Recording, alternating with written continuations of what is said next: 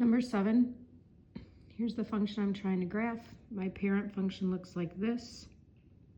I come back here. The only change in my equation is this one right here, which is attached by multiplication in front of the function. Therefore, this is A. A is not negative, so there's no x-axis reflection. That just means that the amplitude is equal to 2/3.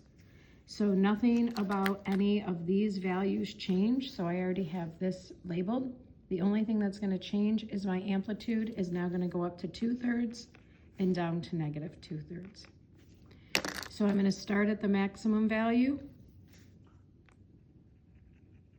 end at the maximum value, halfway in between, have a minimum, halfway in between, cross over, and then continue that pattern either to the left or the right.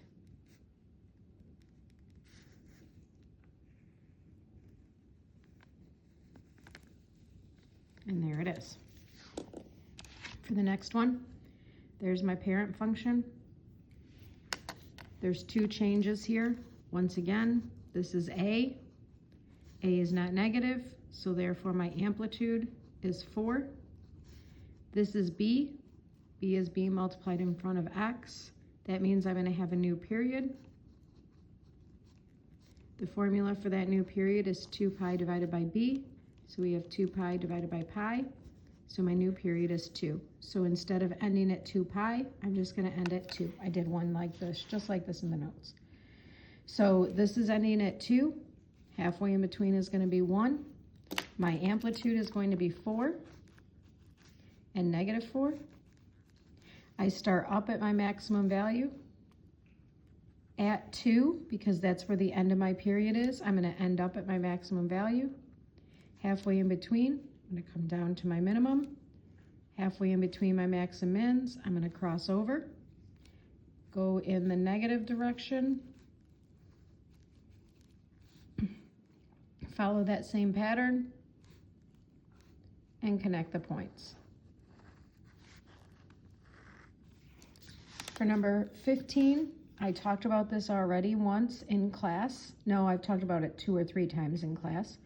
But I also talked about this in a last video that I made. This is not a very nice one because of the way it shifts left and right. But the original function, the parent function, is y equals sine of x.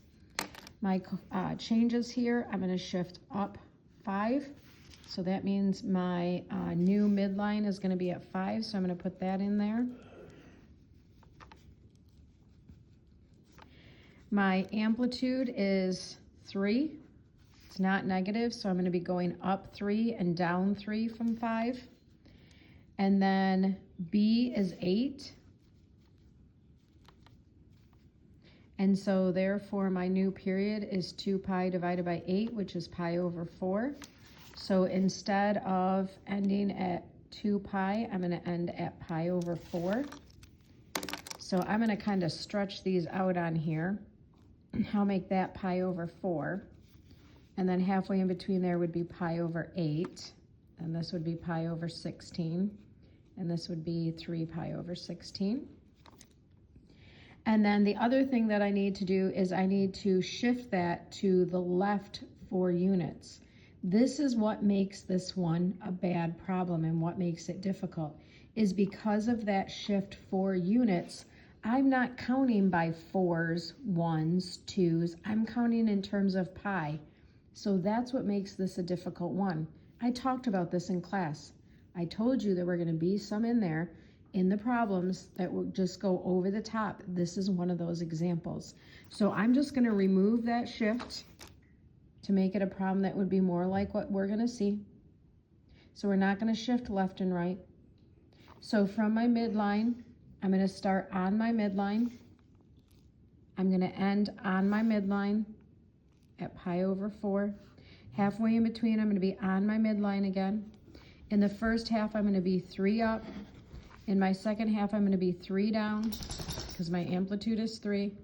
Connect the points, and there you go. And you can complete the period either to the left or the right.